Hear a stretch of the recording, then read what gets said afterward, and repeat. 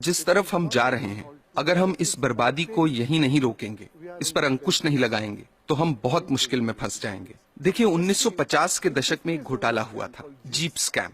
उसमें देश को 52 लाख रुपयों का नुकसान हुआ। उस वक्त के हिसाब से एक बड़ी रकम थी, पर फिर भी आप देखिए कि 52 लाख में कितने जीरो होते हैं।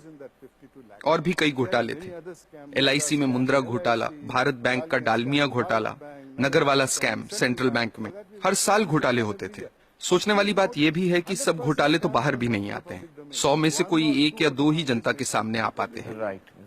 अब 2010 पे आते हैं। कॉमनवेल्थ गेम्स, 70,000 करोड़ का घोटाला। 2G scam, 1,76,000 crore. 2012 पे आइए, कोलगेट घोटाला, 1,86,000 करोड़। अगर 1,86,000 करोड़ रुपए का एक घोटाला होता है, तो देश की अर्थव्यवस्था पर क्या असर होगा, आप अंदाजा लगा सकते हैं। 1987 में देश के प्रधानमंत्री ने क्या कहा था, वो याद कीजिए। स्वर्गीय राजीव गांधी ने कहा था कि सरकार 1 रुपया गरीबों के लिए खर्चती है, तो उसमें से सिर्फ 15 पैसे ही उन तक पहुंचते हैं।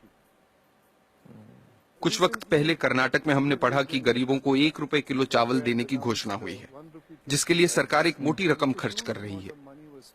कुछ हफ्ते ही बीते थे कि अखबारों में ये रिपोर्ट्स आनी शुरू हो गईं कि जो पैसा गरीबों को 1 रुपए के हिसाब से चावल देने के लिए खर्चा जा रहा है, उससे जो चावल खरीदा जाता है, वो या तो एकदम सड़ा हुआ होता है, या जहां अच्छे चावल की खरीद हुई है, वहां उसे गोदामों से चुरा चुरा के प्राइवेट लोगों को दे दिया गया है।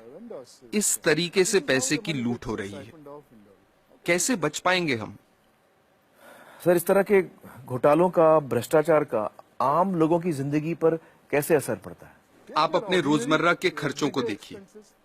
पिछले साल के मुकाबले इस साल कितनी महंगाई है, क्योंकि जो पैसा देश के विकास के लिए रखा गया है, जिसे देश की प्रगति के लिए इस्तेमाल में लाना चाहिए, वो पैसा 85% चुरा लिया जाता है। देश के प्रधानमंत्री ने कहा था, मैं नहीं कह रहा, मेरे अंदाजे से तो अगर 1988 में 1 रुपए में 15 पैसे ही सही जगह पर पहुंचते थे, तो आज 5 रुपयों में से 15 पैसे पहुंचेंगे।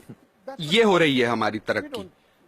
हम लोग, आप हेल्थ केयर को लीजिए। सरकारी अस्पतालों को काफी नजदीक से मैंने देखा है कि वहां क्या हो रहा है।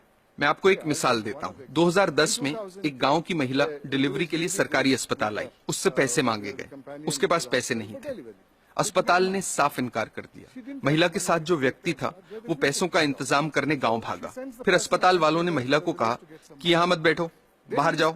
वो बेचारी उस हालत में सड़क पार करके बाहर बस स्टॉप पर जाकर बैठ गई। जब तक पैसों का इंतजाम होता, बाहर उसी बस स्टॉप पर उसकी डिलीवरी हुई। ये किस तरह के समाज में जी रहे हैं हम? मुझे लगता है कि लालच तो एक बात है, लेकिन लालची होने के साथ साथ हम अपनी इंसानियत भी पूरी तरह से खो रहे हैं। हम इंसान से शैतान बन रहे हैं।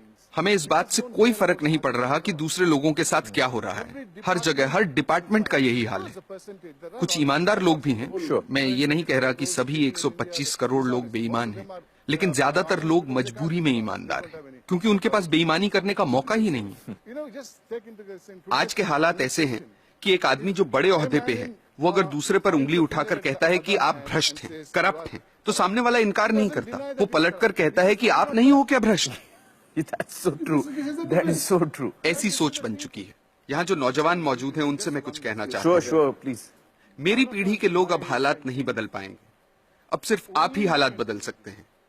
और आपके लिए अच्छी बात यह है कि लालच सब सरहदें पार कर चुका है, सिर के ऊपर निकल गया है। अब और ऊपर जाने की जगह ही नहीं बची।